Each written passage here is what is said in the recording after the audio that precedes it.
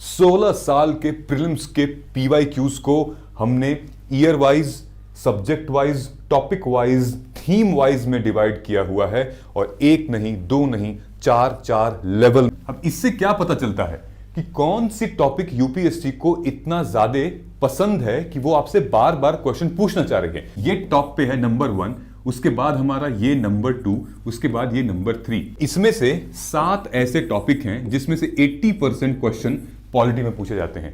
ऐसे अगर आपकी एग्जाम की टारगेटिंग होगी तो बहुत ही ज्यादा बेनिफिट होगा। और उसके बाद हमने यहां पर दिया हुआ है कि आखिर संभवतः प्रश्न कैसे बन सकते हैं। फाइनली अब जाकर आएगा यूपीएससी की तैयारी करने में जोश, क्योंकि जो कंटेंट इंग्लिश मीडियम के एस्पिरेंट्स यूज कर रहे थे प्रीलिम्स एग्जाम को क्रैक करने के लिए, सेम वही कंटेंट अब हम आपको हिंदी मीडियम में दे रहे हैं।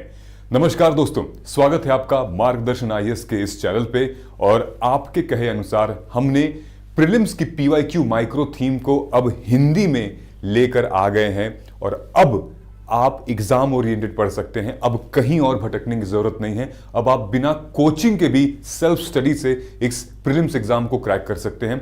क्या पढ़ना है, क्या नहीं पढ़ना है, डिटेल में हम लोग बात करेंगे। सबसे पहले without wasting time let us move forward. ये पूरा कंटेंट हिंदी में है। 16 साल के प्रीलिम्स के पीवाईक्यूज को हमने year wise, subject wise, topic wise, theme wise में डिवाइड किया हुआ है और एक नहीं, दो नहीं, चार लेवल में डिवाइड किया हुआ है।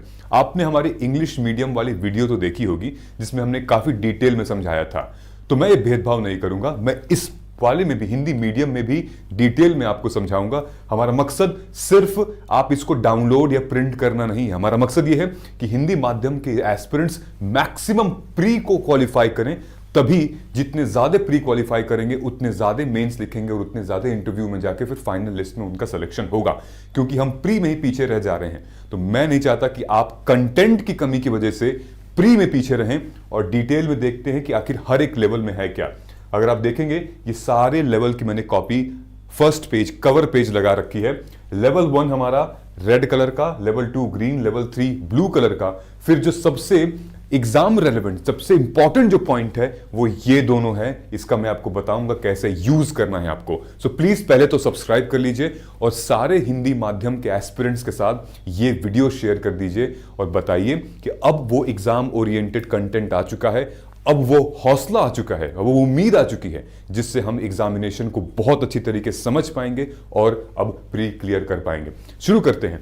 ये हमारा 423 थीम जिसको आपको मास्टर करना है। मैं ये नहीं कह रहा कि आपको पूरा करना है। अगर आप इसका 70 to 80% भी अचीव कर लेते हैं देन आप इस साल मेंस लिख रहे हैं। ओके, और मेंस में जाओगे तो मेंस में भी हमारी माइक्रो थीम रेडी है तुम्हारे लिए। एनीवेज, फिर ये लेवल 4 क्या है डिटेल में डिस्कस करेंगे। देखिए, इनको आपको बाय करने के लिए, परचेज करने के लिए आपको जाना पड़ेगा कहां पे? हमारे मोबाइल ऐप पे आप इंस्टॉल कीजिए ओटीपी के थ्रू या फिर वेबसाइट से courses.margdarshan.is। ठीक है, आप यहां पे जाएंगे तो ये 1199 जो फीस है वो अभी अवेलेबल नहीं है। ये आपको और डिस्काउंटेड फीस में मिलेगा। क्या? आप कोड यूज करिएगा UPSEPRE। ये कोड आप यूज करेंगे फिलहाल सिर्फ 3 दिन के लिए, यानी कि आज, कल और परसों 26 तारीख तक मैक्सिमम डिस्काउंट हमने अपनी तरफ से दिया हुआ है। हमारी टीम कह रही थी कि सर हिंदी मीडियम में इतनी मेहनत लगी है, आप उतना डिस्काउंट मत करिए, हमारी कॉस्ट निकल नहीं पाएगी। मैंने कहा नहीं, आप करिए। देखिए बच्चों की नीड है और देखिए बच्चे जरूर इसको बाई करेंगे। मैंने ये भी कहा कि नहीं, बच्चे बहुत समझदार हैं, इंडिविजुअल बाई करेंगे। कुछ लोग हैं जो ग्रुप में बाई करते हैं और शेयर कर लेते हैं, कोई बात नहीं। लेकिन आप ये ध्यान दीजिए कि बहुत इंपॉर्टेंट है ये, और आप कोड यूज कर सकते हैं यूपीएससी प्री मैक्सिमम डिस्काउंट के लिए। और जो इंग्लिश मीडियम के स्टूडेंट हैं वो तो डेफिनेटली ये फीस अवेलेबल है, उनके लिए मार्ग प्री नाम का कोड यूज होगा, MARGPRE, उनको तो पता ही है। देखिए, जब आप मोबाइल ऐप में जाओगे तो मोबाइल ऐप में ये कोर्स दिखेगा आपको, prelims PYQ अस्त्रा micro theme Hindi, ये वाला। ठीक है, जब आप इस पे क्लिक करोगे तो आपको ये स्क्रीन आएगी। ये स्क्रीन आएगी तो यहां पर आएगा हैव अ डिस्काउंट कोड। ये डिस्काउंट कोड आप यहां लगाएंगे तो आपको डिस्काउंट अवेल हो जाएगा। जो भी फीस आएगी उसको आप पे करिए और सारी चीजें आपके यहां पर आ जाएगी। माई कोर्स में जो iOS यूज कर रहे हैं, आईफोन यूज कर रहे हैं, वो यहां पे लर्न टैब आएगा। ठीक है, यहां पर आपकी आ जाएगी और आप एक्सेस कर सकते हैं। ठीक है, आई होप ये क्लियर हो गया होगा। नाउ इंपॉर्टेंट यहां पर ये है कि हिंदी मीडियम में सबसे बड़ी जो प्रॉब्लम है वो क्या है। सबसे बड़ी प्रॉब्लम हिंदी मीडियम के स्टूडेंट्स क्या फेस करते हैं मैं आपको बताता हूं। नंबर 1, एग्जाम ओरिएंटेड कंटेंट की कमी। किताबें तो बहुत हैं, लेकिन क्या उससे प्रीलिम्स के क्वेश्चन सॉल्व हो रहे हैं? क्या उससे मेंस के क्वेश्चन सॉल्व हो रहे हैं? नहीं। ठीक है, हिंदी मीडियम का बच्चा तो इस बात से खुश हो जाता है कि यार हमें कितना बढ़िया पढ़ा रहे हैं, टीचर आ गए हैं, पढ़ा रहे हैं, उसी इस बात से खुश हो जाता है। लेकिन जरूरी नहीं कि हर एक क्लास में जो पढ़ाया जाए वो एग्जाम के लिए इंपॉर्टेंट हो। ठीक है, बहुत लिमिटेड हमको पढ़ना है और बार बार उसको पढ़ के रिवाइज करना है। दिखाता हूं मैं अभी आपको कैसे यूज करेंगे एग्जाम ओरिएंटेड कंटेंट। और ये PYQ अस्त्रा एग्जाम ओरिएंटेड कंटेंट है जो माइक्रो थीम हमने निकाली है। दूसरा, सिलेबस और PYQs को हम इंटरलिंक नहीं करते हैं। आपका सिलेबस ही PYQ है और PYQ ही सिलेबस है, ये क्यों नहीं समझते हैं आप? बहुत कम लोग बताते हैं। लेकिन इसको ब्रेक करने के लिए अकेले के बस की बात नहीं है, पूरी टीम लगती है और डिटेल में एनालिसिस होती है। वो मैंने आपके लिए कर दिया है और हमारे यहाँ तो क्लासेस भी चल रही हैं प्रीलिम्स ओरिएंटेड क्रैश कोर्स की, हिंदी माध्यम के लिए भी। ठीक है, चलिए ये 2 इंपॉर्टेंट हैं। देखिए ये जर्नी मेरे लिए आसान नहीं थी। इंग्लिश माध्यम के तो ठीक है, लेकिन हिंदी माध्यम के लिए भी आसान नहीं थी। मैंने पिछले साल भी जब हमारे पास टीम छोटी थी तो मैंने एस्पिरेंट से ये स्टूडेंट की handwritten PYQ micro theme इन लोगों ने बनाई थी, खुद के लिए, मेरे लिए नहीं। मैंने इन लोगों से करवाया था, पिछले 5 साल की मैंने बनवाई थी। तो आप देख सकते हैं राज्य व्यवस्था एवं सुशासन 2020 पॉलिटी एंड गवर्नेंस का टॉपिक है, थीम है, रॉन्ग स्टेटमेंट है, राइट आंसर है, कॉमन थ्रेड है। ठीक जैसे इंग्लिश माध्यम के लिए मैंने करवाई थी, हिंदी माध्यम के लिए भी मैंने करवाई है। ये स्टूडेंट की ही नोटबुक है। ठीक है, हिंदी में इन लोगों ने किया हुआ है, देखिए ये सब। और अब हमारे पास चूंकि टीम बड़ी हो चुकी है तो मैं 16 साल के PYQ को कर रहा हूं। आप ऐसे 5 साल का कर सकते हैं, 16 साल के लिए आपको लगभग 1 से 1.5 महीने टाइम लग जाएंगे, लेकिन आपके पास उतना टाइम है नहीं। ये देखिए कितने बच्चे ने अच्छे से किया हुआ है। अगर आप कहेंगे मैं ये कॉपी आपको दे दूंगा, लेकिन अब इसका मतलब नहीं है, अब हमने 16 साल की कर दी है। ठीक है, तो बहुत मेहनत लगी है। जो भी स्टूडेंट अगर हमसे कह रहे हैं कि अनुवाद अच्छा होगा या नहीं होगा, आप फिक्र मत करिए। हमारी लगभग 4 एक्सपीरियंस्ड टीम लगी थी, समझ रहे हैं आप, जो लोग ऑलरेडी प्री दे चुके हैं, मेंस दे चुके हैं हिंदी माध्यम के, उनकी टीम लग के फिर ये पूरा का पूरा कंटेंट जो है वो रिव्यू हुआ है, डिटेल में देखा गया है। फिर भी अगर एक आध चीज कहीं अगर त्रुटि निकल जाती है तो मैं उन सब के लिए पहले से ही आपसे क्षमा मांग लेता हूं कि कभी कभी कहीं कहीं किसी से हो जाता है। ठीक है, तो उसके लिए आप मैसेज भी कर सकते हैं, हमको कोई दिक्कत नहीं है। ध्यान से सुनिएगा, यहां पर अभी हम लोग फिलहाल आपको लेवल 1 की पूरी फाइल, लेवल 4 की पूरी फाइल, 423 फाइल दे रहे हैं। आपको लेवल 2 जो है वो 26 तारीख को अपलोड होगा। लेवल 3 जो है वो 28 तारीख तक हो जाएगा, यानी कि 28 तारीख तक आपको चारों लेवल की कॉपी मिल जाएगी और आप शुरू कर सकते हैं। ठीक है, लेकिन अगर आप अभी बाई करेंगे तो अभी क्या क्या लेवल 1, 4 और 423 जो कि इसमें सबसे ज्यादा रेलेवेंट है, जैसे कि मैं आपको बताता हूं। ठीक है, ध्यान से अब देखिएगा। तो ये 28 तारीख तक हमारा आपको पूरा कंप्लीट मिलेगा हिंदी की पूरी माइक्रो थीम। उससे पहले भी हो सकता है, लेकिन मैंने कट ऑफ डेट 28 रखी हुई है। ओके, ये देखिए, जब आप 423 वाली PDF डाउनलोड करेंगे, आप प्रिंट भी कर सकते हैं, तो आपको ये मिलेगा सब्जेक्ट वाइज, जैसे विषय यहां लिखा हुआ है, थीम और सूक्ष्म थीम, माइक्रो थीम। तो टोटल दिखेंगे ये विषय हमारे हैं जो कि प्री में आते हैं, जैसे राज्य व्यवस्था, इतिहास, अर्थव्यवस्था, भूगोल। ठीक है, तो आपको ये दिख जाएगा कि सबसे ज्यादा क्वेश्चंस किस में पूछे जा रहे हैं, हम प्रायोरिटी डिसाइड कर लेंगे। फॉर एग्जांपल, राज्य व्यवस्था हमारी 76 थीम है और 261 माइक्रो थीम है। आपको कवर करना है ऐसे टॉपिक को, ऐसी चीजों को। ठीक है, ये आपको ध्यान दें। अब इसी PDF में हम लोग आगे आते हैं। नंबर 1, 423 में हम लोगों ने सब्जेक्ट के अंदर किस टॉपिक से कितने क्वेश्चन पूछे गए थे। फॉर एग्जांपल, ये हमारा है मॉडर्न हिस्ट्री। ठीक है, मॉडर्न हिस्ट्री में अगर आप देखेंगे कुल प्रश्नों की संख्या, ठीक, अब देखिए यूरोपियन का आगमन। अब इससे क्या पता चलता है कि कौन सी टॉपिक UPSC को इतना ज्यादा पसंद है कि वो आपसे बार बार क्वेश्चन पूछना चाह रहे हैं। ध्यान से देखिएगा, सबसे ज्यादा क्वेश्चन इन लोगों ने पूछा हुआ है वो है ये क्या है, 1940 से लेकर 1950 की घटनाएं, लगभग 18 सवाल आए हैं और 16 थीम्स इसमें से निकाली गई हैं। उसके बाद फिर भारत में ब्रिटिश शासन का स्थापना। ये 2 टॉपिक जो हैं ये आपके हाई प्रायोरिटी हैं। उसके बाद फिर सबसे ज्यादा क्वेश्चन, माफ कीजिएगा, जो पूछा गया है वो गांधीवाद वादी चरण यानी कि गांधीयन फेज 1917 से 1932, यानी कि ये टॉप पे है नंबर 1, उसके बाद हमारा ये नंबर 2, उसके बाद ये नंबर 3। ऐसा नहीं कि बाकी सारे टॉपिक को पढ़ना ही नहीं, पढ़ना है, मैक्सिमम टाइम हमें यहां स्पेंड करना है, फिर देखना है कि कैसे कैसे क्वेश्चंस इन लोगों ने पूछे हैं। वो कहां से दिखेगा? वो हमारे लेवल 4 से दिखेगा। आई बात समझ में कि जैसे गांधीवादी चरण 1917 से 1932 से लेकर कैसे कैसे सवाल यूपीएससी ने हमसे पूछे हैं, वो जाके आप लेवल 4 में देखिएगा। समझ में आ रहा है? अगर आपके पास टाइम कम है तो बेटा ये फॉलो करिए और आप बहुत लिमिटेड टाइम में बहुत अच्छी प्रिपरेशन कर सकते हैं, यकीन मानिए। ठीक है, समझ में आ गया? दूसरी चीज देखिए, ये पॉलिटी की है। पॉलिटी में लगभग 18 चैप्टर हैं। ठीक, 18 अलग अलग टॉपिक हैं, जैसे कि हमारे मौलिक अधिकार हो गए, राष्ट्रपति, राज्यपाल, चुनाव। ठीक है, अब इसमें देखिए सबसे ज्यादा पॉलिटी सब्जेक्ट बड़ा है ना, मैक्सिमम क्वेश्चंस तो आते हैं ना पॉलिटी से। अब देखिए कितने क्वेश्चंस पूछे गए। मैक्सिमम क्वेश्चन जो आए हैं पॉलिटी से वो नंबर 1 आए हैं, केंद्र एवं विधान मंडल। ठीक है, केंद्र एवं सेंटर स्टेट रिलेशन से काफी क्वेश्चंस पूछे गए हैं इन लोगों को। उसके बाद फिर आता है हमारा मौलिक अधिकार, मेरे ख्याल से है, ठीक है, फंडामेंटल राइट। फिर उसके बाद आता है हमारा न्यायपालिका, न्यायपालिका से भी अच्छे क्वेश्चंस। फिर संविधान और उसके प्रावधान की दार्शनिक समझ, फिलोसॉफिकल क्वेश्चंस जो आता है, लिबर्टी क्या होता है, इक्वालिटी क्या होता है। ठीक है, ये देखिए लगभग मैं आपको बता दूं कि इसमें से 7 ऐसे टॉपिक हैं जिसमें से 80% क्वेश्चन पॉलिटी में पूछे जाते हैं। और आपका जो टाइम है वो कहां जा रहा है? आप पढ़ रहे हैं स्वतंत्रता के बाद का इतिहास, आप उसके लिए पढ़ रहे हैं कोई चुनाव का पढ़ रहे हैं। ठीक है, आप पढ़िए लेकिन प्रायोरिटी उसको दीजिए, मैक्सिमम क्वेश्चंस इसके सॉल्व करिए। आई बात समझ में? तो ऐसे अगर आपकी एग्जाम की टारगेटिंग होगी तो बहुत ही ज्यादा बेनिफिट होगा। अब देखिए जो मौलिक अधिकार हमने निकाला है कि 20 क्वेश्चंस आए हैं, 19 थीम हमने निकाली है, उसमें से देखिए ये आपको मैं जूम कर दे रहा हूं।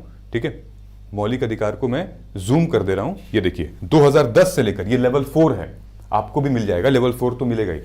2010 से लेकर फिर 2012 में मौलिक अधिकार एवं पर्यावरण का कानून, फिर उसके बाद तक 2024 तक कैसे कैसे सवाल पूछे गए हैं। ये सूक्ष्म थीम जो है, ये नेचर ऑफ क्वेश्चन है कि कहां से आप निकाल सकते हैं। अगर हमें मौलिक अधिकार तो है ही, लेकिन मौलिक अधिकार में क्या पूछा गया है, उसके अंदर की बात क्या है। आर्टिकल 19 है, आर्टिकल 21 है, आर्टिकल 14 है, आर्टिकल 15 है, आर्टिकल 18 है, क्या पूछा गया है। ठीक है, जैसे समानता के अधिकार में अनुच्छेद 14 से 18 रूपरेखा, उचित वर्गीकरण और सकारात्मक कार्रवाई, ये सब पढ़िए आप जाके। ठीक है, फिर हमारा संवैधानिक प्रावधान क्या, मौलिक अधिकारों और संरक्षणों नीतियों का अंतर संबंध, समानता और सकारात्मक कार्रवाई को संतुलित करना।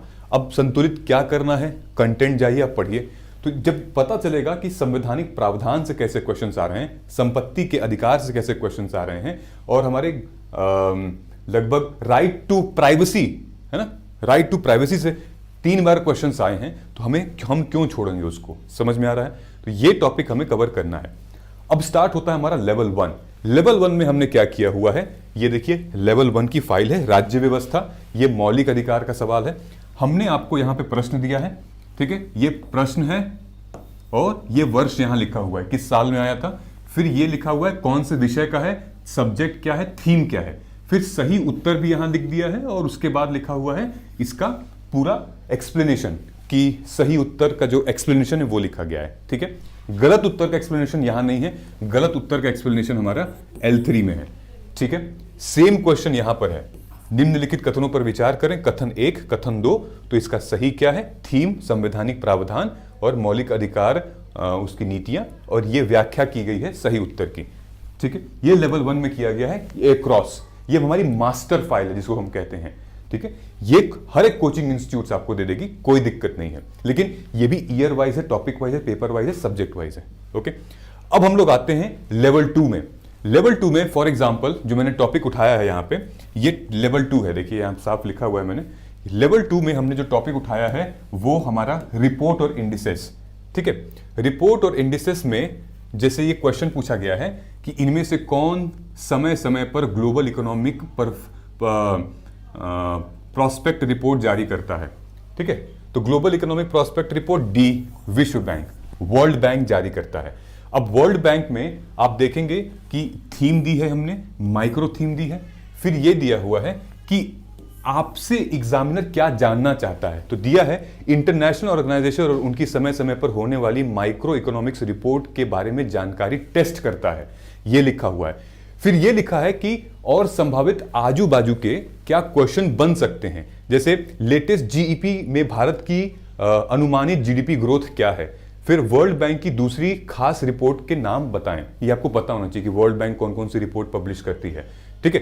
तो ये मैंने डाल रखा है। फिर देखिए यहां पर सेम सिचुएशन है कि वर्ल्ड इकोनॉमिक्स आउटलुक नाम का पब्लिकेशन निकलता है। कौन निकालता है? सही आंसर है आईएमएफ, ठीक। तो हमने यहां लिखा हुआ है कि सबसे भरोसेमंद global micro economics forecast report के बारे में जानकारी चाहिए।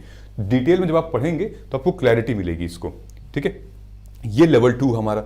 अब आते हैं लेवल 3 में।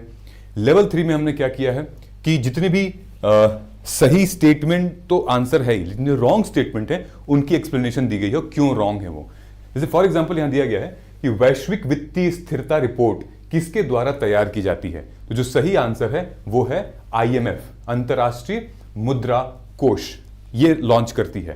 तो हमने इसके बारे में इस कॉलम में पूरी की पूरी व्याख्या की हुई है। फिर इस कॉलम में क्या है? इनकरेक्ट स्टेटमेंट है।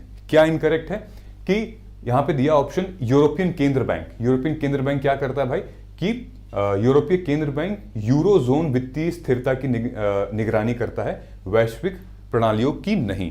सेम यहां पे आईआरडीबी और सेम ओईसीडी क्या करता है।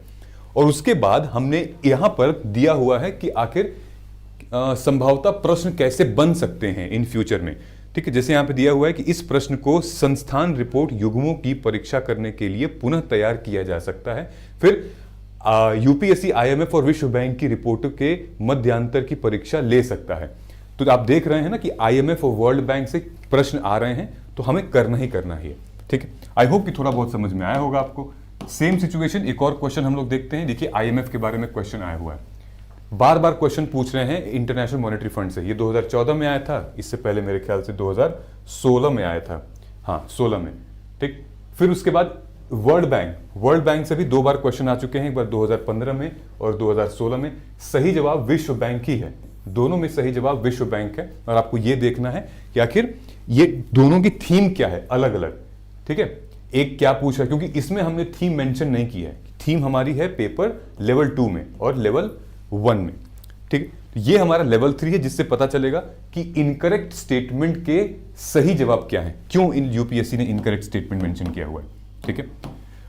और फाइनली ये हमारा लेवल 4 जिसका रिपोर्ट और सूचकांक, जिसके बारे में हम अभी लेवल 2 और लेवल 3 में बात कर रहे थे। तो देखिए यहां पे साफ साफ दिया हुआ है 2016 में रिपोर्ट और सूचकांक में यहां पे कि आईएमएफ की ग्लोबल फाइनेंशिंग स्टेबिलिटी रिपोर्ट और global micro economics street trend, world bank की ease of doing business report में मेथोडोलॉजी। तो देख रहे हैं आप, तो आपको ये पढ़ना पड़ेगा, अगर आप मिस कर देंगे तो दिक्कत हो जाएगी आपके लिए। फिर वर्ल्ड बैंक की ग्लोबल इकोनॉमिक संभावनाएं और इकोनॉमिक फोरकास्ट ट्रेंड, ये दोनों अभी हमने आपके साथ डिस्कस किया है। और यही सेम चीज हमने लेवल 4 में रिपोर्ट और इंडिसेस में दिया हुआ है, ठीक है। लेटेस्ट इन लोगों ने जो सवाल पूछा था वो जल संसाधन से पूछा था। भारत में ग्राउंड वाटर का ज्यादा दोहन और सस्टेनेबिलिटी का असर, ये जल संसाधन के बारे में था, ठीक है। तो ये आपको ले जाना है भाई, इसको पढ़िए और बहुत अच्छे से पढ़ सकते हैं आप। समझ में आ गया? अभी हमारे पास 150 दिन बचे हुए हैं, और अगर आप फुल टाइम तैयारी कर रहे हैं तो गुणे 8 1200 घंटे, और अगर आप वर्किंग प्रोफेशनल हैं, कॉलेज में हैं, तो गुणे 5 750। 8 5 क्यों? क्योंकि 8 घंटे बेयर मिनिमम एक प्रोडक्टिविटी इनकी हो सकती है और 5 घंटे प्रोडक्टिविटी इनकी हो सकती है। हमारी ऑलरेडी क्लासेस चल रही हैं। हमने ये वादा किया है कि 100 घंटे के अंदर, चाहे वो ये हो चाहे ये हो, 100 घंटे के अंदर हम क्रैश कोर्स फिनिश करवाएंगे एग्जाम ओरिएंटेड, और क्लासेस चल रही हैं। 22 दिसंबर से पहली क्लास, आज हमारी दूसरी क्लास है, ज्योग्राफी की चल रही है, बाइलिंगुअल है, 15 अप्रैल तक खत्म होगी, 50 क्लास में 120 घंटे में फिनिश हो जाएगी। ज्योग्राफी की 22 दिसंबर से चालू है, पॉलिटी की 12 जनवरी से, 20 दिन टाइम है। टाइम टेबल आप खुद भी बना सकते हैं, क्योंकि अब आपके पास माइक्रो थीम आ चुकी है, क्या क्या डेली क्या क्या पढ़ना है। इकोनॉमी को 2 फेब, 16 फेब एनवायरमेंट, और सीसैट की क्लास 4 फरवरी से स्टार्ट होगी। ये शेड्यूल पूरा दिया हुआ है, आप आइए, जुड़िए। आपको कोड यूज कर सकते हैं, मैं आपको कोड बता देता हूं ताकि आपको मैक्सिमम डिस्काउंट मिल जाएगा, ठीक है। PGP 2426 ये आप कोड यूज करेंगे ताकि आपको मैक्सिमम डिस्काउंट मिले। आई होप कि आपको समझ में आ गया होगा। ये जो माइक्रो थीम हमने रिलीज की है वो अब हिंदी माध्यम के लिए एक बहुत बड़ा हमने सपोर्ट करने की कोशिश की है। बहुत सारे फोन आए, बड़े कमेंट्स आए, तो सिर्फ आपके लिए हमने किया हुआ है और हमारी टीम ने बहुत मेहनत की है इसमें। एक एक फाइल हमने रीड की है, अलाइनमेंट देखी है, क्योंकि इतना आसान नहीं है 16 साल के क्वेश्चंस को ना, समझ रहे हैं आप। तो मिलते हैं हम लोग अगले वीडियो में, तब तक thank you so much and all the very best. Thank you, जय हिंद।